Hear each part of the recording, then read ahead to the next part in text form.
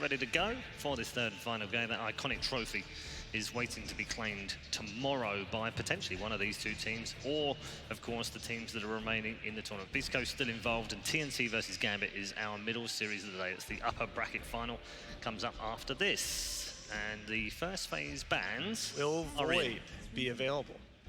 That is, Alliance has gone for Void in every single game in this tournament when they've had first pick and it's been available. And they've been highly successful with it too. Some other teams haven't really proven that they can play Void to its max potential. It's not just the Void player itself, but also drafting around it. Alliance has a very clear idea of what enables the Void to be successful, even if it is countered, and there it is. I expect us to look at a 33 hero later in the draft that's something like a Bristleback. Or maybe not. I love it. I think I said earlier, I think Beastmaster is super underpicked at this event, and this is taking a page out of the TNC playbook. This is going to be a 3 Beastmaster and a 4 position Enigma, and we just got done talking about this, BSJ, that when you shift those heroes that are traditionally 3 into that 4 position role, all of a sudden their ulti becomes this nice complementary piece in the black hole rather than something you have to build a team fight around. Wyvern, I was going to say Wyvern's too good here. Well, they had a choice, didn't they? Wyvern or the Rubik. You have to pick Wyvern because it also deals with the Beastmaster. The Beastmaster represents not only himself, but the rest of his team dealing a lot of physical damage. So Cold Embrace always goes up in value, and then the Winter's Curse, they always kill their teammate because they have the inner Beast attack speed aura, as well as the Wyvern Curse giving them the bonus attack speed. It just addresses both heroes at once. And if you're ever given a pick that can do that, you take it almost every time. Do you still want the Rubik in the second phase if it gets through? I think it's... Oh, absolutely. Absolutely. I just think it's not as high priority as Wyvern, since Wyvern addresses both heroes, but I'm assuming VP will either ban it or we'll see it picked by Alliance. It's interesting though, because we've seen Wyvern in this tournament mostly as a counter to the Faceless Void rather than as a pairing with it, but I agree. The hero matchups on the other side dictate that, and I love Alliance just immediately taking out the Alchemist. If you're gonna run those TNC strats, we're not gonna let you have a Gabby hero. Or Armel, for that matter. One thing I like about Enigma is that it's funny that they banned this Omni Knight. I thought immediately what it does is it's a hero that ignores status resistance, it ignores saves. You can't dispel the black hole. So they're getting rid of heroes that I thought Enigma was kind of good against. So I'll have to kind of see what their next picks are. That'll probably explain why the Omni Knight was taken out before the second round of picks. Because if they want it, they could take the Legion Commander. That is the 33 Classic, but generally speaking, we see the Tides, the Bristlebacks, these heroes that just sit there. It just sits there in front, and if you don't go on it, then your fight is really awkward, and if you do go on it, you have the Void to counter-initiate with the Chrono. Since they already have the BKB Piercing Black Hole disable, I don't think you really need to concern yourself with that. Now you just need to make it hard to choose what target exactly you want to go on. Something, like you said, that kind of just interrupts, disrupts the follow-up. But they've left the Rubik on the table. Yes. So. Again, I just think they're thinking about the lanes right now. I think, again, this is straight out of the TNC playbook, and VP is just looking to own the lanes early and apply that broad map pressure. Again, the games that Void has looked bad in this tournament are the games where he's been behind early, and he's not a flash farmer, naturally. He's not, before he gets that Maelstrom, he doesn't have the ability to dip back into the jungle like an Alk or a TA and catch up off of a bad lane. I wouldn't mind a Witch Doctor, something that is good against the Chen, but also represents damage for the Chrono. Something of that nature. They could go the other route, like you said, with the Rubik. Mirana's still in the pool, but then you're kind of lacking damage. There's a lot of routes Alliance can go here. I'm almost certain they're going to pick their other support. But with that in mind, it's probably not going to happen. Do you think Virtus.Pro might quite like the Mirana as well? I think they already picked their support duo. I don't think they have room for the Mirana. Right, that's true. I don't think you want to run it as a core. No. It's surprising to see it have gotten this far into the draft, being neither picked or banned. I don't know if I love Chen. It's like I really like it, the Wyvern against this whole concept of like the summons push strat. Wyvern's just so good, not only because of the Winter's Curse, but also the Splinter Blast, one of the best deep-pushing spells in the entire game. But again, it's just when you think about the mid-game, the region of the game that Alliance has been taking over, it gives you a long cooldown to play around. Come on, Paul. You wanted a Rubik, right? Well, I didn't want a Rubik. I thought it would be Rubik. I mean, it is damage. Jakiro is what they've, it's become their bread and butter over the last couple of events, so Particularly with the Void. I mean, dumping damage into the Chronosphere. And the other thing is, when you see a Void and you see a Chrono, what you're going to see a lot of on the other side are saves, like Shadow Demon, SD, etc. Epi, Kid, PL, right now. Yeah, made it through.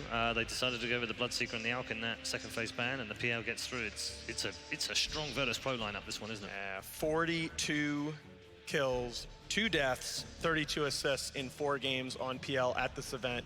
Epikid has made this hero look just amazing relative to any other PL player we've seen in this patch. Could they just do Brew again? Is that like too crazy? Like you have the AoE Dispel that does, I think, 6,000 damage to the illusions. Yeah. Too many. I get real nervous if you start picking Brewmaster here because you have so many cooldowns to play around then. You can look at it like Underlord, maybe. You know what they're going to do now? They're just going to pick a Venno and then a Dragon Knight and just go for the Dragon strat. The lore-themed strat. Void Dragon? Void Dragon. Okay, all right. It'll work. I'll take it. I'm just waiting for the Dragon versus the Spirit. Much better. You need a hero that can be aggressive in lane, that can play behind towers early on, and that can skirmish, right? Because you pick another long cooldown there as Alliance, and I think you cede the mid game to Virtus.Pro, which is pretty much a death sentence for how you like to play. What we saw yesterday was Virtus.Pro picking Underlord against NIP's push strat, which was representing this early pressure. I was thinking Underlord this game because it represents like a wall for the push, so you have a hero that's just super beefy that you plant yourself in front of towers. And I really like the Timbersaw pick because it actually does better against PL than a hero like Underlord, and it also still does that exact job, right? Once he gets to level 3 or 4 in reactive armor, they don't really have the damage in the early to mid game to bring him down. Is the Tide something that Alliance could look back to? That would mean this is probably a mid Timbersaw. I wouldn't mind if they pick a flex pick, something like a Puck for the, like, who was it that did that yesterday? Was it TNC or what was it? I don't remember whether it was TNC, but it was one of the games that we did. I think you guys hit on a key point, though, regarding the Timbersaw, is that when you see this for the old Alliance, it was always going to be a boxy hero. Yeah. When you see that in this team, Limp will play Timber mid, 33 will play it off lane. This is much more open in this draft. Yeah. If they leave the last pick to go either mid or top, it would make their last pick on Virtus.Pro much more complicated because you don't just have a clear lane matchup. I think a hero like Puck also does very well in lane against PL. So you kind of cover a lot of the bad matchups in the mid lane that Timbersaw might face. And you don't love putting Timbersaw in the side lane here unless you're ready to support it or put it maybe solo safe lane, just because even though he does have reactive armor, in the early levels they have a lot of very strong laners on the side of Virtus.Pro that he may struggle. Yeah, I think I still think there's a good chance that you see this Timbersaw in the side lane, despite what we're saying. I think just because I think you might pivot back to Alina, something that is a comfort hero for Limp in the mid lane and can still dump damage into that Chronosphere. But I would also not be surprised to see a little bit of a cheese pick for 33 here. What about Visage? Is that too crazy? I think your your Visages, your Broods, your Meepos are still on the table here. Even with one pick on the board for VP. 10 seconds remaining.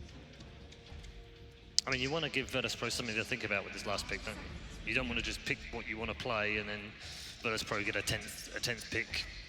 We know takes all kind of hero. The hero that wouldn't commit you if you did want one of those lineups that are 5 and you're not sure what the lanes are going to be would be a Leshrac. If you really wanted to keep the Lina still makes them guess a little bit, doesn't it? Not as much. Side lane Lina is not as accepted as side lane Lesh, but yeah. Lesh and Puck are my premier doing what you just said. Yeah, absolutely. But I'm not opposed to the idea of a 33 cheese pick here. The Leshrac is the one hero that, again, this is a very nice strategic draft out of Fata. I think he knows what he wanted in terms of boxes being checked behind the chrono. I like this Alliance draft a lot. They are really enabling or disabling PL from being able to participate in the early to mid game fights. Like even if he wants to hit people, even if they're disabled, a lot of these heroes just dish out damage while they're disabled. The Leshrac ultimate, the Timbersaw ultimate, he just spams their AoE spells from the supports like Jakiro. Jakiro in the early to mid game can actually be really annoying for a hero like PL. You can't like doppelganger dodge Macropyre and Ice Path. It's just there, right? You have to avoid it. And the difference is, right, we see a lot of these PL games where PL may feel very countered early on, where he may feel countered even through the 30-minute mark, but at some point, the scaling just isn't there against him. And Leshrac guarantees, and Timbersaw guarantee that you're gonna have that scaling. PL is still going to feel countered, even if he gets off to a lead in this game. I need to see another hero from no one here that does scale, because otherwise in the late game, PL's just going to get chronoed, and I think you lose. I think you just pick for mid one to just crush his lane. I think you pick a hero mid one. You're going to be facing either Lesh or Timber in that mid lane. What do you want that's just going to destroy that matchup? Invoker. Oh, I don't mind Invoker. I wish. Invoker scales, it disrupts. All right, baby. No, it's good against wish. Timbersaw. Eventually, it's a natural Spirit Vessel builder, pretty much something you're going to have to buy this game, and it's a disruption for the Chronosphere, right? Like, you use the Tornado to throw the Void up in the air to protect your PL, and it's a hero that if you don't Chrono him, then he's going to pretty much own the entire fight. This is one of the more dead even drafts that we've had in this tournament. This is, if you literally could have let me pick heroes for these two teams going into this game 3, these are the heroes that I might well have picked. This is strength versus strength. We know exactly what these two teams are going to want to do. This is going to be an amazing game 3. All right, I hope you're right, because we are heading into game number 3. Let's hand you back over to Cap and Blitz for that third and final match.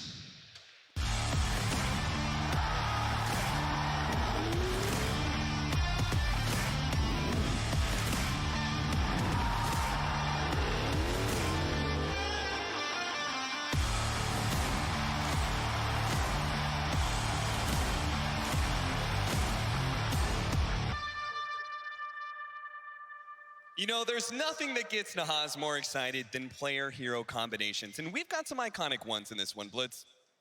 Yeah, we have Epileptic Kid playing Phantom Lancer. So for everybody that doesn't know, if you are good enough to be in those pub games, which I assume everybody is, he got really famous. Yeah, you guys are all like 10K. He got really famous from playing PL and TB. Every game, he plays PL and he plays TB. That's what he's gonna do. That's what he does. And of course, Nahaz was a little bit more excited about the No One Invoker. Yeah. That's what he was really referring to, as well as the Nico Baby Void. He has had some excellent performances this season. What are you laughing about?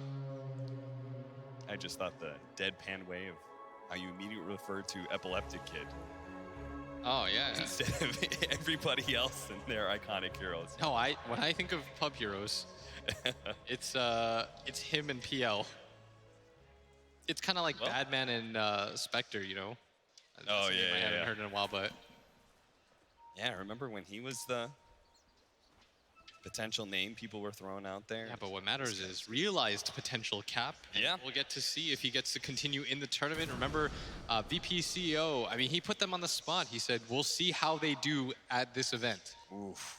They are quite figuratively and literally playing for their careers here. And I think this is like, you're right on the cusp. You've done okay at this event. You certainly haven't bombed out, but One more spot up against an alliance that won a Dream League Oh, and yeah. won the major calls. I think that might give you enough confidence to want to continue with this team. And so the stakes for them are incredibly high. And for Alliance, you know, they haven't run into too many tests this season.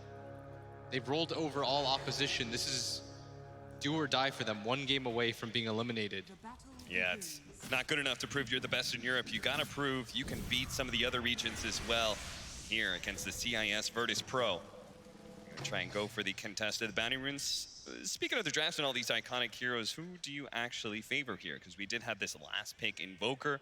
Quaswex Invoker, very nice versus the Timbersaw. Can be rather disruptive for heroes like Void and Leshrac. It was good last pick. Was it good enough to win the game for them, though? I think so. I actually do like VP's draft a lot. I think that one-to-one hero counters, if you look at Alliance's heroes, I do think they're stronger. But I think overall synergy, I do like the way that VP's lineup looks. Oh, yeah. I think that VP or Alliance. Alliance. You like the way Alliance's synergy works a lot more, right? No, I actually like VP's. You like Really? Alliances? I mean, I see VP's lineup, like, individually, I see, like, okay, this hero works against this hero, but, like, together, I just feel like you've got an Enigma and a Chen. Yeah. You've got two junglers. I think it works because they've got a Beastmaster and a Quaswex Invoker that'll Okay. play very fast. So you actually think that, do you feel like VP has the draft advantage as well? I think it's real close, but I think I would prefer to play VP's lineup. Yeah. I think, like, for example, this Timbersaw will be annoying, but they have a Spirit Vessel carrier. They've got good lockdown for him. Midnight Pulse is real good against that hero.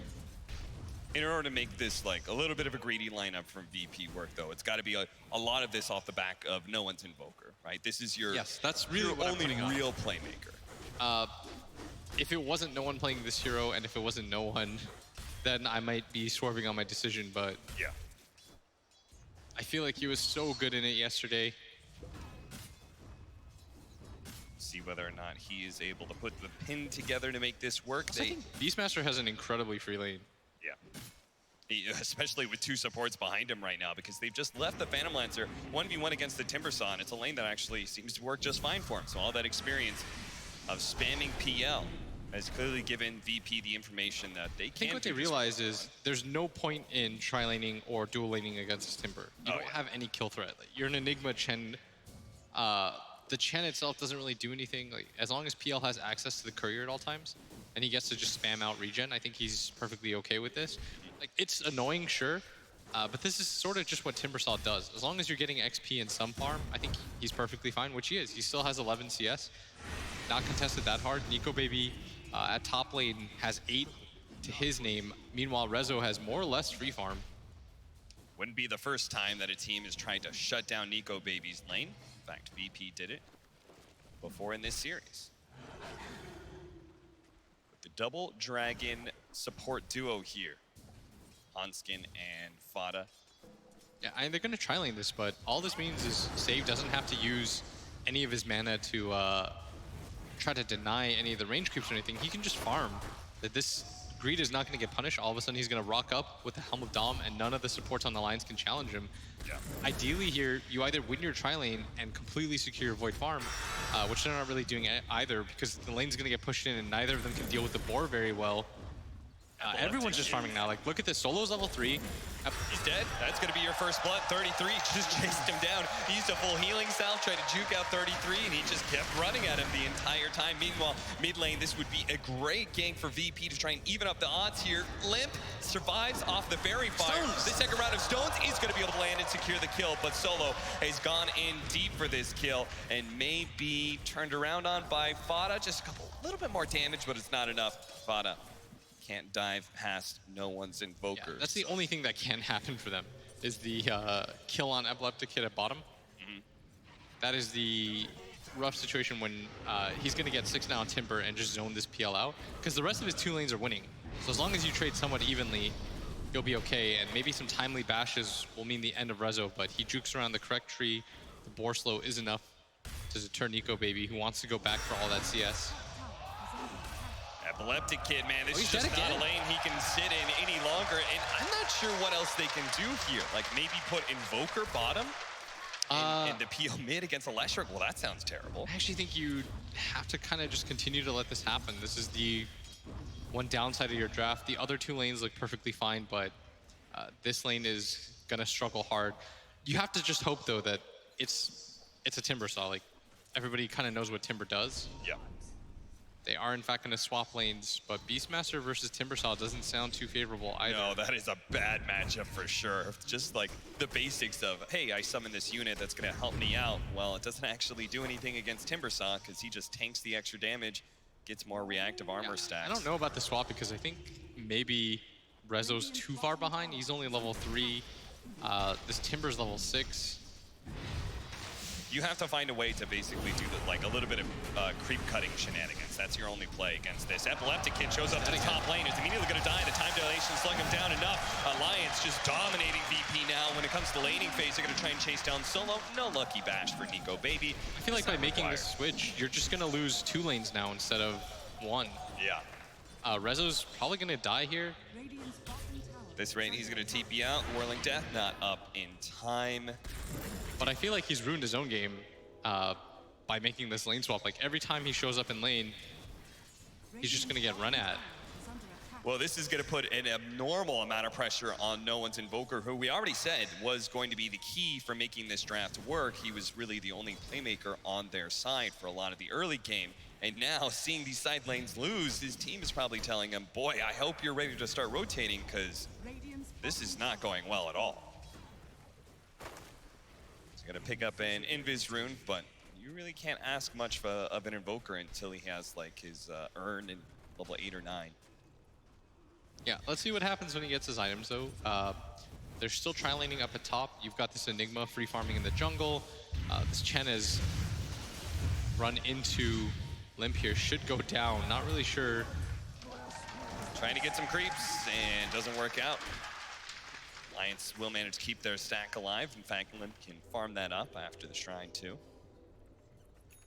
Meanwhile, 33 is just going to start playing deeper and deeper. Yeah, so as a result of the lane swap, and Rezo's just jungling anyways because he can't sit against his Timbersaw. Yeah. I would have rather the PL be in this position, Rezo stay up at top, fight with his boars. Phantom Lancer's a pretty proficient jungler anyway, right? Like he can get level 4 or 5 and just start doing look at this is what they're gonna do anyways. They realized at the same time that that was the play. And I think they realized it maybe a little bit too late because he was doing great up here. And I think VP's like, wait a second, this actually had no purpose to the game whatsoever. Well, 33, we'll see whether or not he's going to come up to this top lane to try and help defend because VP's no one has shown up to be able to get a pick onto Fana with the Chen and Eidolon. So you're going to try and hit this tower. Alliance, are they going to respond? Are they just going to ignore this and play for their solo lanes? I think what you do is you let Epileptic Kid hit level 8, and he can push back the wave at bottom once he gets enough stat items anyways to get treads. And eventually the Timbersaw will have to move. Like he moves to his top right now. Now you can farm bottom if you're Epileptic Kid. That was the real point of what VP was doing top, right? They didn't think they were actually going to take that tower. They thought they were going to force the Timbersaw to rotate around. The slowdown of the Cold Snap as well as the Boar is going to result in the kill. Fana cannot get around that EMP, but Timbersaw with the haste rune, as strong as he is, he can dive as many towers as he wants to and be perfectly fine. He's going to be able to get the counter kill onto Resolution and help join this Leshrac in pressuring the mid tower. The Golems will eventually die. They're trying to tank up some Diabolic Edict stacks, but as it is, mid-tier 1 tower soon to fall, and VP getting really nothing out of it in exchange. Just some neutrals.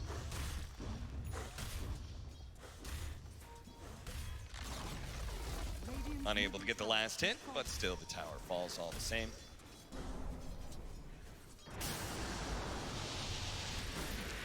Jungle coming in. Nico Baby has swapped lanes towards bottom. Epileptic Kid still keeping up at least.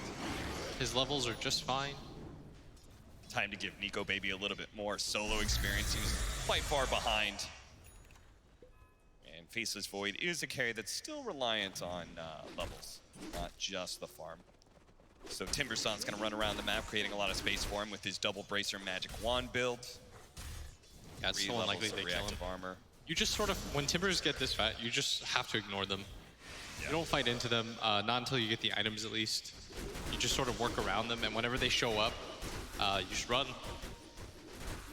That is something Epileptic Kid is going to have to do here. Already using the Doppelganger is just going to mean that 33 very quickly cuts through the illusions and finds the real one. Doesn't hit that Timber Chain and is going to be stalled up by the Tornado. Missing his mana. He does have a Soul Ring as well as Magic Wand stacks, so he can still stick around for sure. In fact, if anything, might still be able to catch Epileptic Kid, manage to dodge the Chakram. Can't really get away from the Whirling Death, and that last chain, it also doesn't hit Epileptic Kid. He's got a Doppelganger up, should be able to get to the other side of the cliff right as the Chakram comes out. Really nicely done, Epileptic Kid. Showing off some smooth moves there. Scared me a little bit. Yeah. While that was happening, though, bounty runes abound for Alliance. I think they got 3 out of the 4. Primal Roar being used on Fana. He wants to earn charges on no one. Yeah. He TP's in to be able to get those earn charges. Feel a lot better with his Cold Snap combo.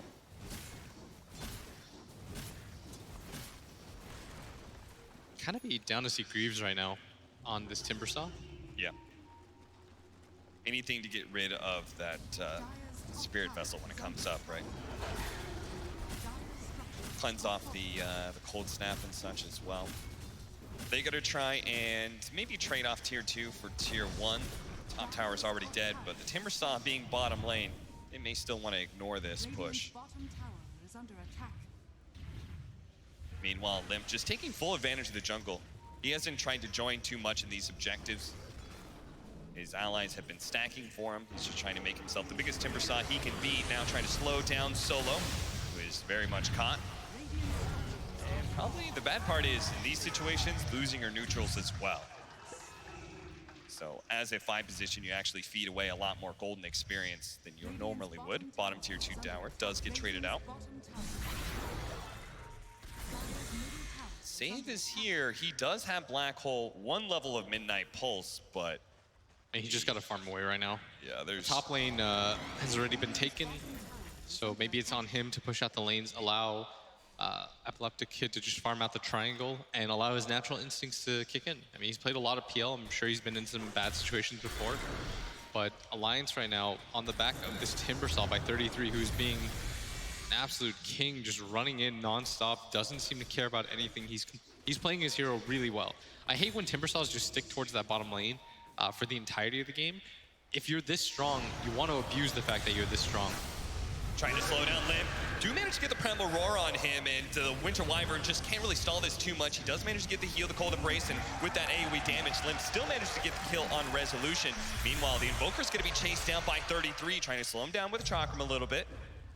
Long enough for Hanskin to maybe close the distance, but actually don't have any slows other than that. No one doesn't have Ghost Walk for a little bit of time, but the face boost does manage to get him away from that Ice Path.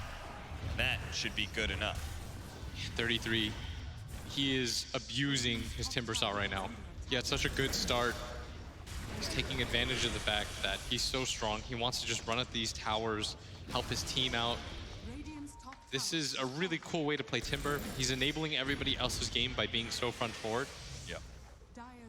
And instead of going for the more expensive Guardian Greaves, instead he's going to go for the Lotus Orb, which will give him a little bit more armor, but still has that... a lot of single target on the side of VP too. Oh yeah, for sure. 33 going to find himself stopped by the Cold Snap, loses some mana, but that's why he built a Soul Ring. Radiant's top tower is under attack. Save with this 4th position Enigma and Helmet Dominator. He has to try and push out the side lanes, but that does get him caught by Nico Baby here with an easy Chronosphere kill. Now a Maelstrom on Nico Baby, so his farm is just going to pick up. This Timber Saw is creating so much space, and I feel like Limp and Nico Baby are taking full advantage of that. Instead of trying to join him and pressure VP's map, they are just min-maxing the hell out of the map.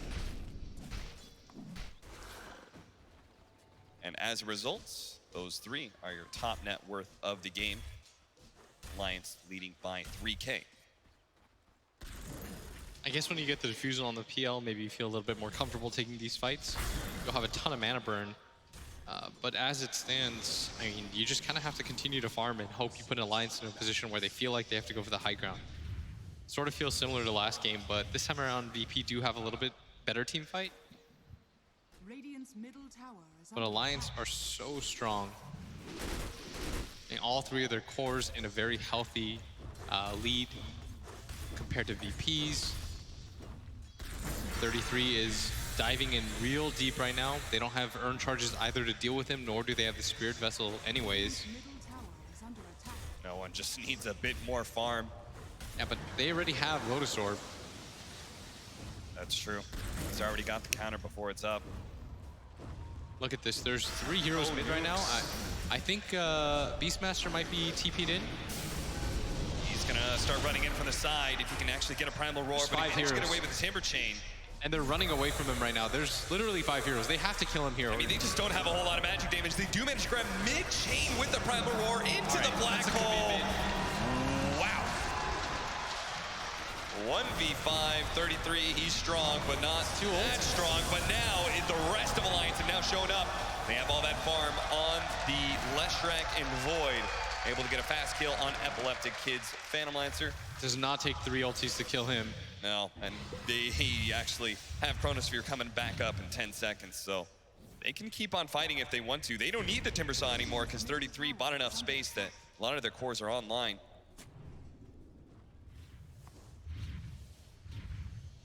VP just take this opportunity to try and split push as much as possible. There's the Spirit Vessel now. Being flown out on the Courier. Radiant are scanning. Save going straight for a BKB that obviously will not be able to ensure the Black Hole every single time. There's both the Winter Wyvern's Winter's Curse as well as the Chronosphere. Yeah, there's a lot of different ways to cancel through, but I mean, at least make it easy so that you don't get screwed over by things like Ice Path, as Rezo's going to go down now, and Alliance are just... Okay, well, they showed Fada in the mid lane, and they see those 2 cores up top. They're like, okay, Pick up those charges. We can get that pick. We can get those charges. We'll see the 1v5 once again. If they had not gotten that Primal Roar off, stopping the chain, it would have been a 5-man rotation for nothing. But as it is, they finally did kill 33's Timbersaw, but the joy of that kill did not last long. No, not at all. I feel like they should have anticipated that move, by the way. Yeah. And look, Go Baby starts on with the bash on to save, but save. He does have a tornado buying him some time, but that's why Lynch shows up with his boots of travel. Leshrac, he's so fast already, but with boots of travel, he's going to be in every single engagement. And 33 goes back to hitting this tower. I think he told himself, well, the only way that they killed me was nobody backed me up. I got roared, black holed, and 5 heroes dump spells attacks into me.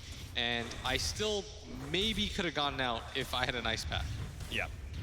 Something as little as your 5 positions sitting behind you could have made a 1v5 successful for Alliance. They're just going to continue to clear through. Now they just want to be able to cut the waves, make the map much smaller, make it so VP do not get a whole lot of space to push out, like no one's going to try and do here at the bottom lane. Epileptic Kid is constantly pushing in top, doesn't ever want to return to the base at this point, because as soon as they get locked inside their base, not only are they going to get out-farmed, but they may give up Roshan at some point.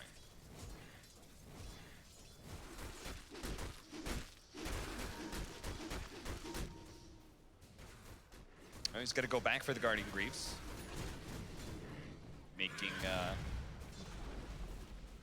Making it so he's got so many options to be able to deal with 2 ways to Spirit Vessel. Having 2 ways to deal with it is really nice, just because you assume he's got multiple charges. Yeah, there's Malefice as well. Yeah, that little mini stun can There's also actually be so much single target that bothers you in this game. Yeah.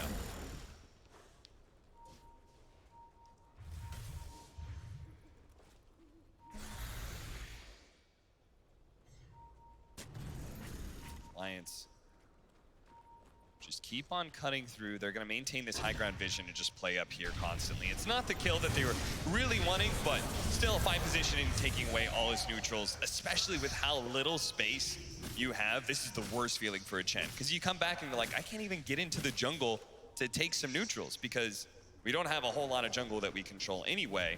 And what little we have, it's probably being farmed up by my cores. Plus, this phase of the game is where I feel like VP should have felt strong. They've got a Quaswex Invoker, a Beastmaster, a Chen. You should be able to just like run as a 3-4-man hit squad and kill things. But 33 feels nigh unkillable. I mean, we saw how hard it was to take him down at just like the 15-minute mark in the game. Yep. It's not normal for the offlaner to take that much to kill, but just goes to show you what a good start he had. He's gonna tank up this Roche. It's gonna be an easy one. Nico Baby's gonna pick it up. And 33 is already defending the bottom lane out. They do have the Diffuser Blade on that Phantom Lance. He's trying to burn all his mana with the illusions. That way he can stop chasing, but 33 actually still has enough mana pool that he might be able to chase down the Phantom Lancer entirely. There is going to be Shrine. That is up. Epileptic Kid, though, baits out the Timber Chain and goes the other direction. Smart move by him, knowing that it was very likely he'd be going for the Shrine Resolution. Trying to go for the Bounding Runes is going to get caught here by Alliance while Epileptic Kid gets out. Their other core does not. Neither does Solo. Nico Baby, bash after bash by him. Anytime he gets run into by anybody, he's a free kill at this point. That is certainly true. No one trying to make some moves onto the Leshrac. No such luck there. As they shrine up and prepare to assault the high ground. Because it's very clear that Virtus.Pro can't fight them. Best way to go about things, just force the high ground. And now it's up to our Enigma to try and find a good black hole without a BKB and without a Blink Dagger. There's so many disables on the side of Alliance. You sort of just have to run into it. Look at how far back Fada is. Yeah. He will always be there with the Ice Path, with his positioning. Both supports, in fact, just hitting way far behind. Okay, they know they can just let 33 hit. Still have the Aegis. They should just walk up this hill and be unafraid on these 2 cores. That's exactly Carter Street locking out the two. They're going to be able to get resolution as well as no one. A perfect duo to be able to lock down, especially with the Macro Fire Ice Path. The Black Hole does nothing. The Black Hole just controlled up 33. That's all it did. It didn't really do any damage at all. And Alliance are now sitting and looking at Virtus.Pro saying, you really don't have much left at all. Even with the buybacks, there's no damage that's going to be coming out. A great Winter's Curse actually catching Epileptic Kid and putting him on top of no one. They're going to be able to get the chains done out. Electrac trying to finish off. No one will be able to do so. And this is looking like a game that Alliance just is unstoppable. They're going to be able to chase down some more heroes. His save is going to be caught by the Timber Saw. Timber chaining on back. They'll leave Solo for now. They don't need to kill him. They're going to try and go for a bigger quarry in Epileptic Kid. Pulling back that Chakram, not quite slowing down Epileptic Kid enough. 33 is now going to be burned out of his mana. He does have 19 Magic Wand charges as well as a Soul Ring. Enough to be able to get a Timber Chain for sure.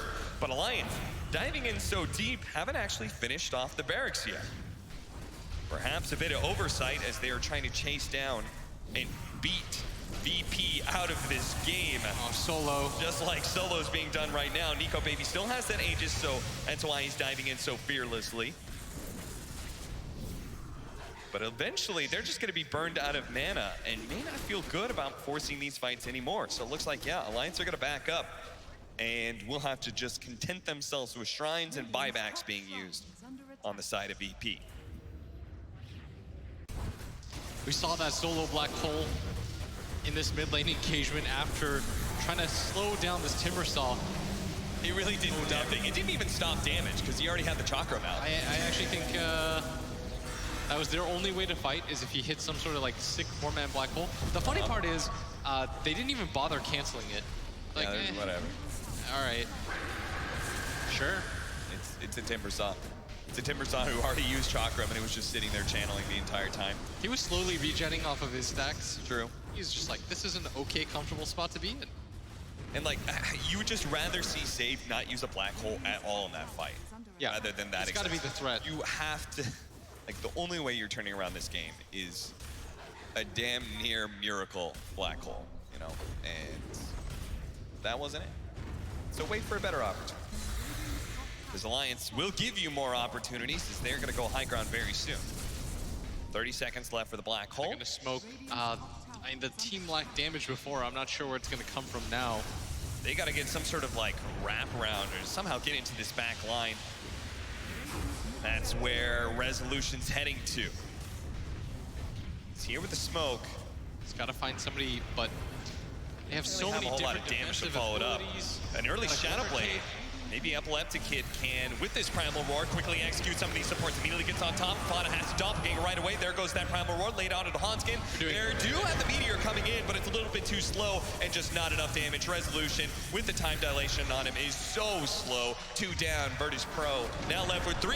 Well, make it just 1, because this 2-man Chronosphere is going to take down both No One and Save quite easily and force Virtus.Pro to call the GG. I really think that as well as Alliance played, VP shot themselves in the foot when they decided to go for the lane change. Yeah. They were doing fine at top, they were doing fine in mid. Then when they decided to send the Beastmaster bottom, the PL died anyways at top. Now your Beastmaster's level 4 and he can't enter the lane at bottom. He immediately has to TP out and he's forced to jungle anyways. So instead of ruining one game really hard, you decided to tank 2 lanes really badly. Well, I can tell you there's a lot of fans here at Hamburg that are quite happy to see Alliance move on. I talked to a few people this morning. A lot of Alliance fans out there, as they are the greatest hope for Europe at this tournament, so they will be moving on. Virtus.Pro, who have had some good times at this tournament, and it looks like they've grown a bit, still a lot more improvements to be done. Yeah, and I think, I mean, I personally thought that the squad looked very good. They just had 1 or 2 of those moments where, like bottom, when they made that rotation, that feels like inexperience to me. Maybe Epileptic Kid is telling his team, like, I can't deal with this lane, so he needs to swap out instead of just going to the jungle, because I feel like PL level 5, jungle just fine. All right, well, a fast end to that game 3, but that means we can move on to our next series. But first, we got to talk to our panel, talk about Alliance moving on further at ESL One Hamburg. Thank you very much, Cap and Blitz.